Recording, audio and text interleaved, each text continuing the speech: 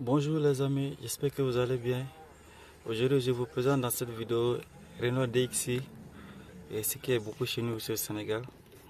Et juste pour vous montrer comment résoudre le problème de... Attendez, patientez un peu.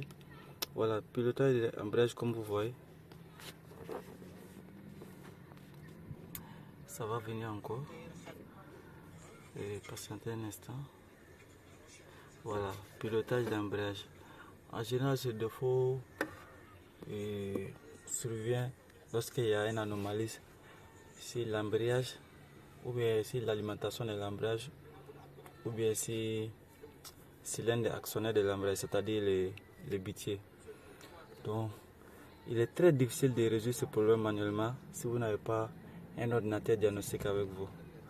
Donc, je vous présente ici. En premier, d'abord, nous faisons le diagnostic. C'est un DXi 2013. Et ensuite, nous choisissons la boîte automatique. Bon, ici, j'ai un sélecteur contrôle unité. Ça représente ce commando. Si vous voulez diagnostiquer le commando pour voir s'il a une anomalie, vous choisissez cette option. Excusez, vous choisissez cette option. Et ici, c'est la boîte, vous rentrez dans OptiDriver. Moi, c'est la boîte, je vais diagnostiquer.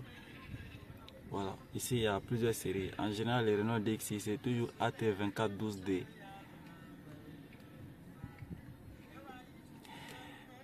D'abord, on va voir d'abord le défaut qui apparaît avant de faire quoi que ce soit.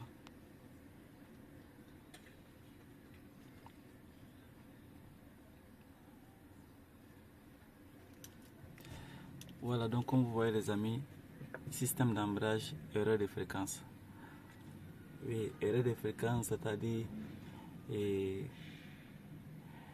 y a un dysfonctionnement entre le système d'actionnement au niveau du bitier de l'embrayage. Parce que juste au-dessus du bitier se trouve un capteur, et c'est le capteur là qui doit signaler la fréquence. Donc ce genre de panne en général, quand ça arrive, première des choses, vous réinitialisez d'abord la boîte. Souvent c'est le problème de réglage ou le problème de réinitialisation. Donc pour réinitialiser, je vais, excusez-moi pour l'image, donc je rentre dans réglage et je viens ici. Donc je prends étalonnage de position d'embrayage de la boîte de vitesse de tirage sans la modification d'embrayage, car je n'ai pas changé le disque ni le plateau. Donc ici, tout est écrit, il faut avoir un peu de l'air dans le moteur, comme vous voyez ici. L'air descend, mais je pense que ça peut faire le procédé. Donc vous cliquez ici, démarrage. Voilà. Et si après cette réinitialisation que la panne est toujours disponible, ce qui veut dire qu'il va falloir changer l'actionnaire de l'embrayage.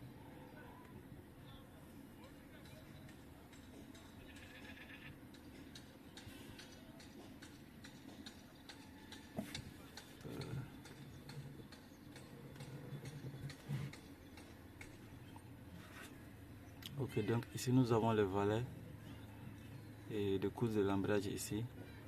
Valet présent c'est 11,6, le minimum c'est 10, le maxi c'est 14. Donc ça...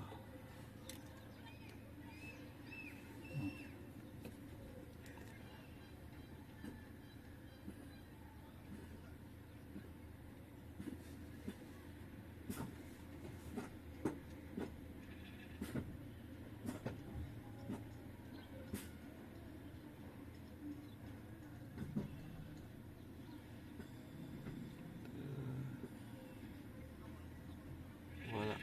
Ici aussi on prend un peu de temps pour voir les valeurs actuelles et le mini maximum. Donc ici actuel on est à 12, mini c'est 6, le maxi c'est 13, ensuite de suite vous regardez.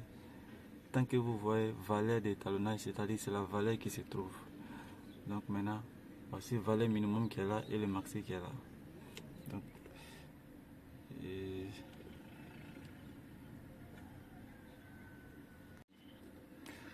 Voilà, et donc quelqu'un sur OK va te demander de démarrer le véhicule. Donc là je démarre. Et ensuite,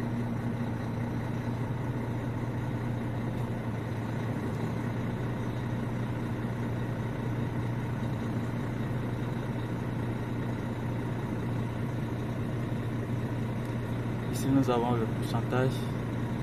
Donc là, il faut éteindre le moteur 10 secondes pour pouvoir.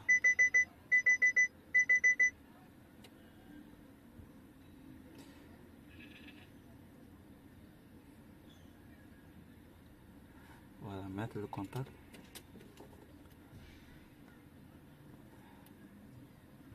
Et voilà, et mes fonctions achevées. Donc après d'avoir mes fonctions achevées, vous venez faire effacer le code défaut pour voir. Si le problème a été résolu, vous allez voir que ce défaut va disparaître.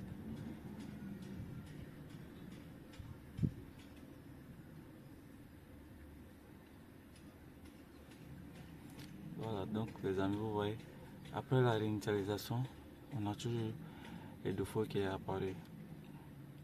Donc ce qui veut dire que on est obligé de changer et comment on appelle l'appareil d'embrayage, ou bien on recule la boîte pour vérifier le capteur des bitiers d'embrayage.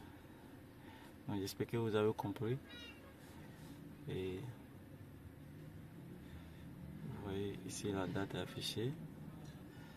Donc c'est ça. Maintenant il va falloir faire la mécanisme pour réparer ça. Voilà, vous voyez, il est toujours affiché là. Maintenant, je vais vous montrer juste une petite technique.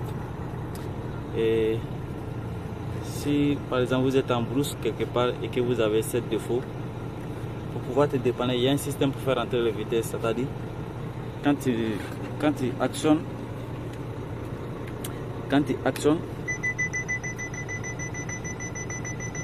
ça ne rentre pas. Vous voyez, la vitesse ne rentre pas, donc tu retournes.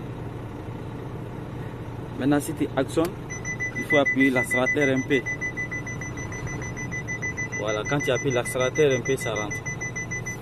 J'espère que vous avez compris. Donc, étant donné qu'il y a toujours ce défaut de pilotage d'embrayage qui est affiché, comme vous voyez, pour passer les vitesses, normalement, ça ne va pas rentrer, ça va signaler. Oui, ça va signaler parce que la course d'embrayage est très courte. Ça va signaler. Donc, tu les aides avec le pédale d'accélérateur. Une fois que tu mets la vitesse comme ça, il faut accélérer un peu. Voilà, si tu accélères un peu, la vitesse rentre, ça va te permettre d'arriver à la destination pour ne pas rester en cours de route. J'espère que vous avez compris. Et moi, par contre, je vais me mettre à réparer. J'étais juste venu faire le diagnostic. Je vais faire le rapport au propriétaire maintenant. Ok les amis, et à très bientôt. N'oubliez pas de partager la vidéo. Merci.